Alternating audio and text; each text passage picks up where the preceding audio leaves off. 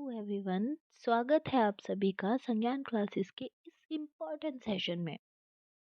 Last video में हम सभी ने जो 16 दिसंबर को आपका एग्ज़ाम हुआ था सीटेट का, उसमें आने वाले पैराग्राफ के क्वेश्चंस के बारे में बात की थी। लेकिन आज हम बात करेंगे 16 दिसंबर 2021 में हुए आपके पेपर में पेडागोजी के क्वेश्चंस के बारे में, कि जो पेडागोजी के क्वेश्चंस थे वो किस टाइप से आए थे, कौन कौन से आए थे, किस किस से रिलेटेड आए थे, उनके बारे में हम आज बात करेंगे। तो चलिए स्टार्ट करते हैं आज के हमारे पहले क्वेश्चन से। सबसे पहला क्वेश्चन आपके सामने यहाँ दे रखा है, भाषा की पाठ्य पुस्तकों में। पाठ्य पुस्तक से सबसे पहला क्वेश्चन बना है यहाँ पर, पहेलियों और वर्ग पहेलियों को शामिल करना। अब आपको ये देखना है कि इस क्वेश्चन का सबसे बेस्ट आंसर इन चारों ऑप्शंस में से तो कौन सा होगा। सही आंसर लगाने के लिए आपको सबसे पहले ये समझना होगा कि क्वेश्चन क्या कहना चाह रहा है। कि जो भाषा की पाठ्य पुस्तक है, आपने देखा होगा उसमें पहेलियाँ और वर्ग पहेलियाँ रखी जाती हैं, पजल्स रखे जाते हैं। क्यों, देखते हैं। फर्स्ट ऑप्शन, विद्यार्थियों में समालोचनात्मक चिंतन योग्यता का विकास करता है। फर्स्ट ऑप्शन है हमारा। सेकंड ऑप्शन है, विद्यार्थियों में प्रभावपूर्ण संप्रेषण की योग्यता का विकास करता है। उन्हें कुछ आनंददायक घटकों के साथ पाठ्य पुस्तक को समझने में सहायता करता है। कक्ष का परिवेश जीवंत एवं मित्रवत बनाता है। अब आप यहाँ देख सकते हैं चारों ऑप्शन ही हमको सही लग रहे हैं, बट क्वेश्चन के अकॉर्डिंग कौन सा बेस्ट आंसर होगा, हमें ये देखना है। तो देखिए, पहेलियाँ और वर्ग पहेलियाँ बच्चों की बुक्स में क्यों रखी जाती हैं, जिससे कि वो क्या कर सकें, उनकी चिंतन योग्यता का विकास हो सके। तो कौन से ऑप्शन में चिंतन की बात हो रही है यहाँ पर, फर्स्ट ऑप्शन में विद्यार्थियों में समालोचनात्मक चिंतन योग्यता का विकास करता है। यानी बच्चे क्या करते हैं, जब बच्चे पहेलियों को सॉल्व करते हैं तो वो क्या करते हैं, चिंतन करते हैं, सोचते हैं, विचारते हैं, समालोचना करते हैं कि अगर इसे मैं यहाँ रख दूँ तो कैसे होगा, इसे मैं यहाँ कर दूँ तो कैसे होगा। वो जो आपकी इस तरह से होती हैं कि इधर के सेक्शन से और उधर के सेक्शन से आएंगे, कि यहाँ से कौन सा शब्द बन रहा है, क से ल कमल, इस तरह से। तो क्या होता है, बच्चे की समालोचनात्मक चिंतन का विकास होता है। तो इसका फर्स्ट ऑप्शन बिल्कुल सही हो जाएगा। चलिए बढ़ते हैं इसी के साथ अपने अगले क्वेश्चन की तरफ। इसका हो जाएगा आपका फर्स्ट आंसर। नेक्स्ट क्वेश्चन है हमारा यहाँ पर, भाषा की पाठ्य पुस्तकों में आपकी कक्षा में एक दृष्टिबाधित विद्यार्थी है। एक भाषा शिक्षक के रूप में आप उस बालक के साथ क्या करेंगे। सहानुभूति भरा व्यवहार करेंगे, बालक को अन्य बच्चों की तुलना में निम्न स्तर के निष्पादन की छूट देंगे, नियमित कक्षा कार्य में उसकी मदद करेंगे और उसके साथियों को लिखने के लिए कहेंगे, या उस बालक के साथ सामान्य व्यवहार करेंगे तथा उसे श्रव्य सामग्री के द्वारा सहायता करेंगे। तो हमें करना क्या है, देखिए, जब हमें मान लीजिए हमारी क्लास में कोई भी अपंग बच्चा है या दिव्यांग बच्चा है, तो हमें उसकी जो विकलांगता है, जो दिव्यांगता है, उसे जताना नहीं है, ना ही उसके साथ कोई सहानुभूति पूर्ण व्यवहार करना है बहुत ज़्यादा। मतलब हमें उसे ये नहीं दिखाना है कि वो स्पेशल है, विशिष्ट है। हमें क्या करना है, वो सामान्य बच्चों की तरह ही है। दृष्टिबाधित है तो क्या हुआ, है तो सामान्य बच्चों की तरह ही। तो हम क्या करेंगे, उस बालक के साथ सामान्य व्यवहार करेंगे। जैसा व्यवहार हम दूसरे बच्चों के साथ कर रहे हैं, उसके साथ भी वैसा ही व्यवहार करेंगे। बस हम उसकी क्या करेंगे, थोड़ी सी सहायता करेंगे। कैसे, श्रव्य सामग्री के द्वारा। ठीक है, श्रव्य सामग्री के द्वारा हम उसकी क्या करेंगे, सहायता करेंगे। क्योंकि जो दृश्य सामग्री है, बच्चा देख तो सकता नहीं है लेकिन सुन तो सकता है ना। तो आप श्रव्य सामग्री के द्वारा उसकी सहायता कर सकते हैं। तो इसका ऑप्शन जो है वो डी बिल्कुल सही हो जाएगा। बाकी ऑप्शंस भी देख लेते हैं। इस बालक के साथ सहानुभूति भरा व्यवहार करेंगे, केवल सहानुभूति भरा व्यवहार नहीं करेंगे, हमें उसके साथ सामान्य व्यवहार करना है, उसे दूसरे बच्चों की तरह ही ट्रीट करना है। बालक को अन्य बच्चों की तुलना में निम्न स्तर के निष्पादन की छूट देंगे, बिल्कुल नहीं। हमें ना तो उसे अन्य बच्चों से ज़्यादा कुछ देना है, ना ही ज़्यादा कुछ उसे छूट देनी है। नेक्स्ट है, नियमित कक्षा कार्य में उसकी मदद करेंगे और उसके साथ हमें ऐसा भी नहीं करना है, थोड़ी बहुत मदद करनी है, लेकिन हम ये नहीं कहेंगे कि खुद भी बहुत मदद कर रहे हैं और उसके साथियों को भी मदद करने के लिए कह रहे हैं, नहीं। हमें क्या करना है, जैसे दूसरों के साथ व्यवहार कर रहे हैं वैसे ही उसके साथ व्यवहार करेंगे और श्रव्य सामग्री के द्वारा उसकी सहायता करेंगे। नेक्स्ट क्वेश्चन की तरफ चलते हैं अपने। नेक्स्ट क्वेश्चन आता है हमारा, प्राथमिक स्तर पर शिक्षार्थियों के आकलन के दौरान एक भाषा शिक्षक को मुख्य रूप से निम्नलिखित में से एक पर ध्यान देना चाहिए। यानी कोई एक ऑप्शन पर क्या करना है, भाषा शिक्षक को ध्यान देना है। औपचारिक साप्ताहिक परीक्षा और उसे प्रगति पर पत्र में दर्ज करना, एक अवधि के अंत में परीक्षा लेना जो उत्तीर्ण या उत्तीर्ण अनुत्तीर्ण, आपने पॉजिटिव नेगेटिव पॉइंट्स में पढ़ा होगा कि आपको उत्तीर्ण बच्चे को उत्तीर्ण या अनुत्तीर्ण घोषित नहीं करना है। तो ये हमारा ऑप्शन गलत हो गया, बिल्कुल सेकंड की तरफ हमें देखना भी नहीं है। शिक्षार्थियों के निष्पादन के बारे में विविध तरीकों से जानकारी एकत्रित करना तथा उसे शिक्षार्थियों एवं उसके माता पिता के साथ साझा करना। ठीक है, अच्छा लग रहा है ये ऑप्शन भी। भाषा के अभ्यास में वृद्धि तथा विविधता लाने हेतु प्रतिदिन कक्षा कार्य एवं गृह कार्य के रूप में दत्त कार्य देना। अब यहाँ पर हमसे पूछा गया है कि आप प्राथमिक स्तर पर शिक्षार्थियों के आकलन के दौरान, हमें बच्चे का आकलन करना है, तो भाषा शिक्षक को किस चीज़ पर ध्यान देना चाहिए। तो आपने देखा भी होगा, आप लोग सभी लोग बच्चों को ट्यूशन वगैरह पढ़ाते हैं। अगर आपको बच्चे के बारे में कोई भी इन्फॉर्मेशन मिलती है या बच्चे के बारे में कुछ भी बात करनी होती है, जो भी आपको उसके बारे में पता चलता है, मान लीजिए आपने उसका टेस्ट दिया, आपको उसके बारे में जो जो चीज़ें पता करी, क्या करते हैं आप, शिक्षार्थियों के निष्पादन के बारे में विविध तरीकों से जानकारी एकत्रित करना। यानी सबसे पहले तो आप अलग अलग तरीकों से उसके निष्पादन के बारे में, यानी जो वो सीख रहा है, जो वो कर रहा है, उसके बारे में क्या करेंगे, जानकारी एकत्रित करेंगे। मान लीजिए आपने उससे सुन लिया, उसका टेस्ट ले लिया, ठीक है। उसके बाद क्या करते हैं, शिक्षार्थियों एवं उनके माता पिता के साथ, पहले आप बच्चे के साथ वो बातें साझा करते हो, उसके बाद उसके माता पिता के साथ वो बातें साझा करते हो कि ये ऐसे कर रहा है, वैसे कर रहा है। तो यहाँ क्या हो जाएगा, सी ऑप्शन आपका बिल्कुल सही हो जाएगा। शिक्षार्थियों के निष्पादन के बारे में विविध तरीकों से जानकारी एकत्रित करना और उसे शिक्षार्थियों एवं उसके माता पिता के साथ साझा करना, ये क्या होता है, शिक्षार्थियों के आकलन के दौरान भाषा शिक्षक का एक मुख्य कार्य होता है। ठीक है। नेक्स्ट क्वेश्चन की तरफ चलते हैं। यहाँ तक सभी को क्वेश्चन समझ में आ गए हैं? अगर किसी क्वेश्चन में कोई डाउट लग रहा हो या कुछ समझ में ना आ रहा हो तो आप कमेंट में हमें कमेंट करके बता सकते हैं कि हमें ये चीज़ समझ में नहीं आई है या इस चीज़ में मुझे डाउट है। चलिए आगे चलते हैं नेक्स्ट क्वेश्चन की तरफ अपने। नेक्स्ट क्वेश्चन है हमारा, निम्नलिखित में से कौन सा रंगीन चित्रों एवं बड़े अक्षरों में मुद्रित बड़ी पुस्तक के उपयोग के बारे में सही नहीं है। क्वेश्चन बहुत ध्यान से पढ़ना है आपको। यहाँ आप ध्यान से देखिए, ये पूछ रहे हैं कौन सी बात इन चारों ऑप्शन में से सही नहीं है, यानी कौन सी बात इसमें से गलत है। तो फर्स्ट है हमारा, यह एक ऐसा सृजनात्मक एवं कलात्मक अधिगम वातावरण प्रदान करती है जिसमें बच्चे अधिक प्रतिक्रिया देते हैं। तो आप खुद बताओ, ये बात सही है या गलत है, खुद सोचिए आप। नेक्स्ट है, यह एक ऐसा बाल केंद्रित वातावरण प्रदान करती है जिसमें अमूर्त संकल्पनाएं, पठन सामग्री चित्रों द्वारा सांकेतिक रूप से दर्शाई जाती है। खुद सोचना आप इस ऑप्शन के बारे में कि ये सही है या गलत है, कि ऐसा होता है या नहीं होता है कि बच्चे को बाल केंद्रित वातावरण प्रदान कर रही है। अमूर्त संकल्पनाएं, पठन सामग्री चित्रों द्वारा सांकेतिक रूप से, यानी संकेतों के द्वारा अमूर्त संकल्पनाएं दर्शाई जाती हैं। यह साक्षरता अभ्यास के साथ साथ भाषा अर्जन के लिए संदर्भ प्रदान करती है। मैंने आपको बताया था कि जहाँ संदर्भ आ जाए वो ऑप्शन बेस्ट होता है। ठीक है, यानी ये भी एक अच्छा ऑप्शन हो गया। लास्ट, यह पाठ्यक्रम की पुस्तकों से अच्छी है तथा कक्षावार पाठक या विद्यार्थियों के रूप में पाठ से जुड़े अभ्यासों से मुक्त है। अगर पाठ से जुड़े अभ्यासों से मुक्त होती, उनसे रिलेटेड नहीं होती तो हम क्यों यूज़ करते। ठीक है, तो ये ऑप्शन यहाँ गलत हो जाएगा, इसलिए यही क्या है, सही आंसर है, क्योंकि ये इसके उपयोग के बारे में सही नहीं है। तो यहाँ पर आपका आंसर क्या हो जाएगा, फोर्थ ऑप्शन हो जाएगा। ठीक है, नेक्स्ट क्वेश्चन की तरफ चलते हैं अपने।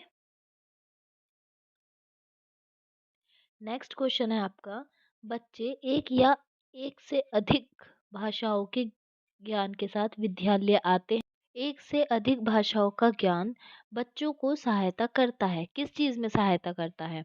अन्य भाषाओं एवं नए विषयों को आसानी से सीखने में, राष्ट्र के रीति रिवाजों एवं अन्य संस्कृतियों को समझने में, अन्य विद्यार्थियों के साथ ना जुड़ने एवं संवेदनशील होने में। ये बात गलत है कि अगर कोई भी बच्चा एक से अधिक भाषा के ज्ञान के साथ विद्यालय आ रहा है तो वो अन्य विद्यार्थियों से ना जुड़े और संवेदनशील ना हो, ये बात बिल्कुल गलत है। तो इसे हम नहीं लेते हैं क्योंकि ये तो हमें बिल्कुल ही गलत लग रही है बात। अधिक अंक प्राप्त, इस पर भी फोकस नहीं करना है। ये भी आपने नेगेटिव वर्ड्स में पढ़ा होगा कि हमें बच्चे को कभी भी अधिक अंक लाने के लिए प्रोत्साहित नहीं करना है, इस चीज़ पर फोकस नहीं करना है। तो ये भी गलत हो गया। 2 ऑप्शन आपके बिल्कुल गलत हैं, इन्हें छोड़ देते हैं। बाकी के 2 ऑप्शन में देखते हैं कौन-सा बेस्ट ऑप्शन है। फर्स्ट है हमारा अन्य भाषाओं एवं नए विषयों को आसानी से सीखने में। ये ऑप्शन सबसे ज़्यादा बेस्ट लग रहा है क्योंकि अगर एक बच्चा एक या एक से अधिक भाषा के ज्ञान के साथ विद्यालय आ रहा है, तो वो किस चीज़ में मदद करेगा बच्चे की? दूसरी भाषाओं को सीखने में और उससे जुड़े नए विषयों को आसानी से सीखने में, ठीक है? तो इसका फर्स्ट ऑप्शन बिल्कुल सही हो जाएगा। चलिए देखते हैं अपने नेक्स्ट क्वेश्चन की तरफ। कक्षा 3 के विद्यार्थी की कॉपी को देखते समय भाषा की शिक्षिका ने कुछ त्रुटियां देखी, कुछ गलतियां देखी बच्चे की कॉपी में और उसने महसूस किया कि अब आप खुद को उस टीचर की जगह रख के देखो जिसने कक्षा 3 के विद्यार्थी की कॉपी देखी और उसने क्या महसूस किया। बच्चे लापरवाह हैं, इसलिए वे त्रुटियां करते हैं। बच्चे त्रुटियां करते हैं एवं दोहरा रहे हैं क्योंकि इसके लिए वे उन्हें दंड नहीं दे रही हैं। दंड की बात बिल्कुल नहीं करनी है, तो ये ऑप्शन आपका बिल्कुल गलत हो गया। नेक्स्ट है बच्चे की त्रुटियां स्वाभाविक हैं और उनके अधिगम का संकेतक हैं। एक शिक्षिका के रूप में उसे इस प्रकार की त्रुटियों पर ध्यान नहीं देना चाहिए क्योंकि ये त्रुटियां अधिगम के लिए महत्व नहीं रखती। आप हमेशा एक चीज याद रखना, पहली बात तो त्रुटियों से एक क्वेश्चन आपको ज़रूर मिलेगा सीटेट में। त्रुटियों से यहाँ से क्वेश्चन ज़रूर आता है। एक चीज़ आपको हमेशा याद रखनी है कि जो गलतियाँ होती हैं वो अधिगम अधिगम का एक पार्ट होती हैं, एक भाग होती हैं और ये त्रुटियाँ स्वाभाविक होती हैं, नॉर्मल है, बच्चा गलतियाँ करेगा तभी तो सीखेगा। थॉर्नडाइक ने भी तो किया है, दिया है, कौन सा सिद्धांत दिया है? प्रयास और त्रुटि का सिद्धांत, यानी बच्चा प्रयास करेगा तो गलतियाँ भी करेगा, फिर प्रयास करेगा, फिर गलती करेगा, एक ना एक दिन तो वो ठीक करेगा ही ना। तो यहाँ पर त्रुटियों को महत्व दिया गया है कि बच्चे त्रुटियाँ करते हैं तो ये क्या है? अधिगम का संकेत है और ये एक स्वाभाविक प्रक्रिया है। आप कार्य करोगे तो गलतियाँ भी होंगी। तो इसका ऑप्शन कौन-सा सही हो जाएगा आपका? कौन-सा आंसर सही हो जाएगा? सी ऑप्शन आपका बिल्कुल सही हो जाएगा कि जो बच्चों की त्रुटियाँ हैं वो स्वाभाविक है और अधिगम की संकेतक है। ये क्वेश्चन सीटेट में बहुत बार पूछा जा चुका है, आगे भी पूछा जाएगा, इसलिए इसे थोड़ा ध्यान रखेंगे। त्रुटियों को कभी भी गलत नहीं मानना है कि बच्चे ने त्रुटि करी है, गलती करी है तो आप उसे दंड दे रहे हो या फिर उसे लापरवाह मान रहे हो या फिर आप उस पर ध्यान नहीं दे रहे हो। नहीं, आपको ध्यान भी देना है बच्चे की त्रुटियों पर क्योंकि ये अधिगम में महत्वपूर्ण होती हैं। चलिए नेक्स्ट क्वेश्चन की तरफ चलते हैं। इसका फर्स्ट वो सी ऑप्शन आपका बिल्कुल सही हो जाएगा, थर्ड आंसर। नेक्स्ट क्वेश्चन है हमारा वाइगॉट्स्की। आगे देखिए, वाइगॉट्स्की जो है बहुत ज़्यादा इम्पॉर्टेंट है। यहाँ से भी क्वेश्चन आपका एक मिलेगा, आपको सीटेट में ज़रूर मिलेगा यहाँ से क्वेश्चन, वाइगॉट्स्की, चॉम्स्की या पियाजे से, ठीक है। वाइगॉट्स्की के अनुसार बच्चे साथियों के साथ सामाजिक अंतःक्रिया से सीखते हैं एक भाषा शिक्षक के रूप में। यानी वाइगॉत्स्की ने कौन सा सिद्धांत दिया है? सामाजिक अंतःक्रिया का, सामाजिक और सांस्कृतिक विकास का सिद्धांत दिया है इन्होंने। क्या कहा है कि जो बच्चे हैं वो किससे सीखते हैं? समाज के साथ अंतःक्रिया, परस्पर अंतःक्रिया करके सीखते हैं, ठीक है। तो फर्स्ट ऑप्शन देखते हैं, अपने पाठ की योजना को इस तरह से बनाएं कि वे कक्षा में अकेले, जहाँ वाइगॉत्स्की होंगे वहाँ बहुत सारे लोगों की बात होगी, मतलब एक ग्रुप की बात होगी, समूह की बात होगी। लेकिन हमारे फर्स्ट ऑप्शन में किस चीज़ की बात हुई है? अकेले की बात हुई है। तो ये ऑप्शन आप बिल्कुल आँख मीच के गलत लगा दो क्योंकि यहाँ इन्होंने अकेले बैठे की बात कर दी, ठीक है।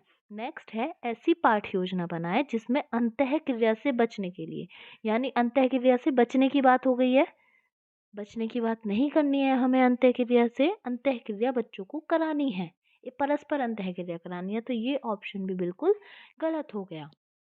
नेक्स्ट है, कक्षा में अनुशासन बनाए रखने के लिए प्रोत्साहन पुरस्कार। प्रोत्साहन तक ठीक है, पुरस्कार और दंड का प्रयोग हमें नहीं करना है। पुरस्कार का आप हल्का फुल्का कर सकते हैं लेकिन बहुत ज़्यादा नहीं, लेकिन दंड का प्रयोग हमें बिल्कुल नहीं करना है। ठीक है, ये निगेटिव पॉइंट माना जाता है बच्चों को दंड देना, तो ये ऑप्शन आपका गलत हो गया। बचा कौन सा, एक ही ऑप्शन बचा है और वही आपका आंसर है। पढ़ के देख लेते हैं क्या कहना चाह रहा है फोर्थ ऑप्शन। जोड़े एवं समूह कार्य के लिए योजना बनाए ताकि वो साथियों के साथ अंतःक्रिया करें। वाइगॉत्स्की ने अंतःक्रिया करने की बात कही है और फोर्थ ऑप्शन में भी अंतःक्रिया की बात हो रही है, इसलिए फोर्थ ऑप्शन आपका बिल्कुल सही हो जाएगा। तो इसका है आपका आंसर फोर्थ सही। ठीक है, क्लियर है सभी को। नेक्स्ट क्वेश्चन की तरफ चलते हैं अपने। निम्नलिखित में से कौन सा तरीका भाषा शिक्षक के रूप में भाषा शिक्षक के द्वारा अपनाया जाना चाहिए। ठीक है, चलिए देख लेते हैं। खुद को शिक्षक की जगह रख के देख लीजिए, आपको बेस्ट आंसर आपका मिल जाएगा। फर्स्ट है, धारा प्रवाह बोलने वाले विद्यार्थी को कक्षा में अनुकरणीय विद्यार्थी के रूप में स्वीकारना चाहिए। ठीक है, कक्षा हेतु कुछ कठोर नियम, बिल्कुल गलत। जहाँ ये कठोर नियम, दंड, ये सारी चीज़ आती हैं उसे तो तुरंत गलत कर दो आप लोग। नेक्स्ट है, यह सुनिश्चित करना कि कक्षा में सभी विद्यार्थी महसूस करें कि उन्हें स्वीकृति एवं महत्व दिया जा रहा है, चाहे वे किसी भी भाषा, सामाजिक एवं सांस्कृतिक पृष्ठभूमि से संबंध रखते हों। नेक्स्ट है, यह सुनिश्चित करना कि भाषा की कक्षा में सुविधा वंचित पृष्ठभूमि से आने वाले बच्चों को कठिन परिश्रम करना है, ये भी बिल्कुल गलत है। हमें सभी या हमें किसी को भी बहुत ज़्यादा कठिन परिश्रम करने के लिए प्रोत्साहित नहीं करना है, और यहाँ पे केवल कुछ ही बच्चों की बात हो रही है, तो ये तो बिल्कुल भी नहीं करना है। ठीक है, या तो आप सारी ही क्लास को मोटिवेट करो हार्ड वर्क करने के लिए, वरना किसी को मत करो। ठीक है, नेक्स्ट है, सी ऑप्शन देख लेते हैं अपना ये। यह सुनिश्चित करना कि उसकी कक्षा में सभी विद्यार्थी महसूस करें कि उन्हें स्वीकृति एवं महत्व दिया जा रहा है। ये जो लाइन है ये एक आपकी कहाँ से दी हुई है, बहुभाषिकता से दे रखी है ना, कि बहुभाषिकता क्या कहती है कि कक्षा में किसी भी भाषा, सामाजिक और सांस्कृतिक पृष्ठभूमि से आने वाले बच्चे को महत्व देना है, कक्षा में सम्मान देना है। तो ये बहुभाषिकता में कही जाने वाली बात है, तो सी ऑप्शन बिल्कुल सही है कि एक शिक्षक को ध्यान रखना है कि बच्चा चाहे कहीं से भी आ रहा हो, कोई से भी कल्चर से आ रहा हो, कोई से भी आपकी भाषा बोलने वाला हो, आपको उसको कक्षा में सम्मान देना है, महत्व देना है। चलिए अपने नेक्स्ट क्वेश्चन की तरफ चलते हैं अब हम। नेक्स्ट क्वेश्चन है आपका, भारतीय कक्षाएं बहुभाषी कक्षाएं होती है। अभी ऊपर बहुभाषिकता की बात की हमने, देखिए बहुभाषी आ गया। बहुभाषिकता के इस संदर्भ को ध्यान में रखते हुए प्राथमिक स्तर पर बहुभाषी कक्षा के बारे में निम्नलिखित में से कौन सा एक सर्वाधिक उपयुक्त कथन है, यानी जो सबसे ज्यादा उपयुक्त कथन है वो कौन सा है। शिक्षक को शिक्षार्थी की भाषा को नजरअंदाज, देखो नजरअंदाज वर्ड आ गया, निगेटिव वर्ड है ये, जबकि हमें क्या करना है, बच्चे की भाषा को सम्मान देना है, तो ये आप इसे आंख मीच के गलत कर दो। घर की भाषा या मातृभाषा घर पर ही बोलनी चाहिए, ये भी गलत है। बच्चे की मातृभाषा को विद्यालय में महत्व देना है, इस बात पर ये गलत हो जाता है। भारत में एकल भाषी विद्यालय, एकल भाषी नहीं, क्यों हो एकल भाषी, अलग, भारत क्या क्या है, एक बहुभाषी देश है। जब बहुभाषी देश है तो जाहिर सी बात है भारत में अलग अलग भाषा बोलने वाले स्कूल, विद्यालय, कॉलेज होने चाहिए, तो ये बात भी बिल्कुल गलत है। फोर्थ ऑप्शन देखिए, शिक्षक शिक्षार्थियों को उनकी स्वयं की भाषा में संप्रेषण करने एवं अभिव्यक्ति हेतु प्रोत्साहित करे और उनके विचारों को सम्मान दे। हमें बच्चे के विचार को, बच्चे की भाषा को कक्षा में महत्व देना है, सम्मान देना है। ठीक है, दोनों क्वेश्चन ऊपर वाला भी और ये वाला भी एक ही चीज से रिलेटेड थे। बच्चे को कक्षा में सम्मान देना है, उसकी भाषा को, उसके कल्चर को, उसकी संस्कृति को, इन चीजों को बच्चे की हमें कक्षा में सम्मान देना है। ठीक है, तो ये कुछ क्वेश्चन ऐसे होते हैं जिनमें अगर आपने निगेटिव पॉइंट और पॉजिटिव पॉइंट ढूंढ लिए तो आप इजीली उनको आंसर कर सकते हो। ठीक है, नेक्स्ट क्वेश्चन की तरफ चलते हैं अपने। इससे पहले आप हमारी वीडियो को लाइक कर दीजिए। चलिए नेक्स्ट क्वेश्चन की तरफ चलते हैं। और शेयर भी कर दीजिएगा साथ में। भाषा शिक्षक ऐसा कार्य दे जो जोड़े या समूह में किया जा सके। क्यों देना चाहिए एक शिक्षक को बच्चों को जोड़े या समूह में कार्य? जब बच्चे एक साथ कार्य करेंगे तो वे अपना कार्य शीघ्र समाप्त करने में सक्षम होंगे। चलो, हो सकता है।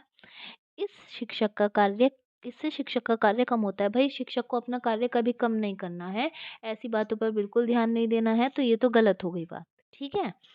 इस प्रकार के अर्थपूर्ण कार्यों से, देखो कितना अच्छा वर्ड आया है, अर्थपूर्ण। इस प्रकार के अर्थपूर्ण कार्यों से बच्चे एक दूसरे की सहायता करते हैं एवं सीखते हैं। तो कितना पॉजिटिव सा वर्ड आया है ना, कि अर्थपूर्ण कार्यों से बच्चे एक दूसरे की हेल्प करते हैं, सहायता करते हैं और एक दूसरे से सीखते हैं। तो सी ऑप्शन, देख भी रहे होंगे आपको बड़ी पॉजिटिव सी वाइब दे रहा है। सी ऑप्शन बिल्कुल सही है इसका।